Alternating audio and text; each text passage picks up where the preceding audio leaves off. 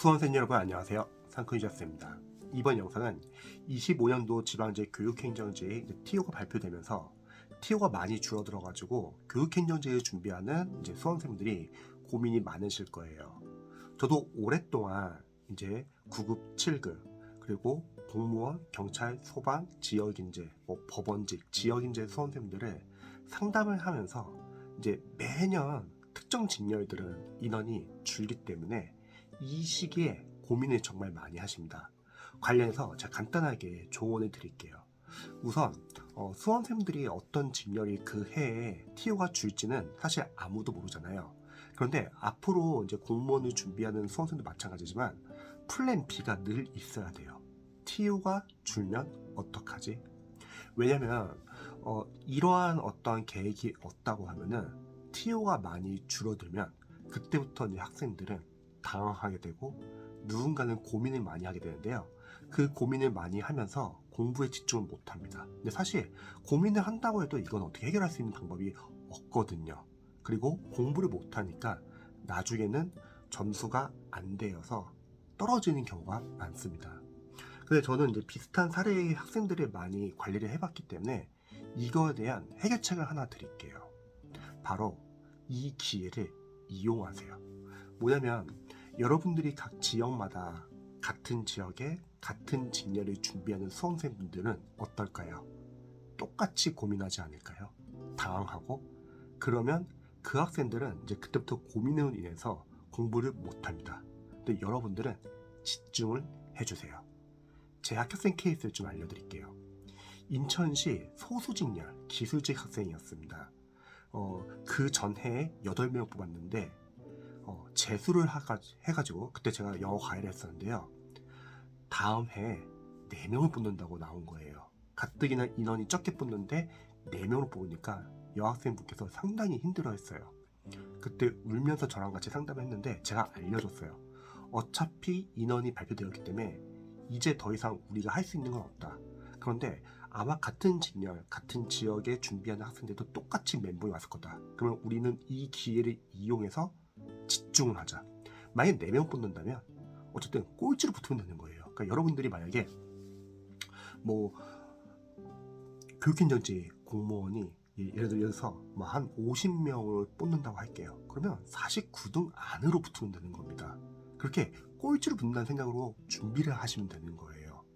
뭐 1, 2등 해야지 합격할 수 있는 시험이 아닌 거잖아요. 그러면 그렇게 합격 컷을 넘기기 위해서는 남들이 틀리는 문제를 더 맞춰서 합격할 수 있는 건 아니고요. 그런 문제들은 보통 수험생분들 다들 못 맞춥니다. 기출을 벗어났기 때문에 이미 그런 문제들은요. 그런 문제는 100점 방지의 킬러 문제고요. 오히려 이거죠. 그 문제를 제외한 나머지 문제에서 누가 실수를 줄이냐가 중요한 겁니다. 그래서 이 시기에는 비슷한 지역에 같은 지역에 같은 직렬 학생들은 많은 고민을 해요. 근데 여러분들 고민하지 마시고요. 그냥 집중해 주세요. 결국 실력으로 여러분들이 그 안으로 들어가야 합니다.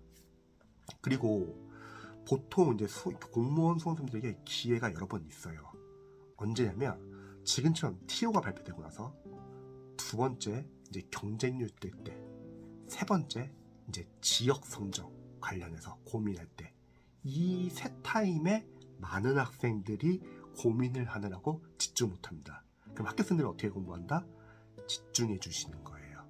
다행히 그 인천시 소수직렬 준비했던 재시생분은 최종 합격을 했습니다.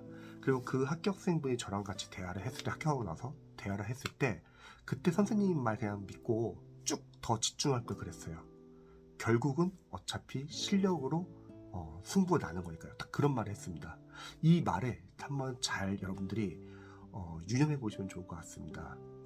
여러분들이 아무리 고민을 하고 아무리 걱정을 해도 이건 해결할 수 없는 문제예요. 차라리 지금부터 남들은 빨리 지금 멘붕에 빠지고 공부 집중 못하더라도 여러분들은 해주세요.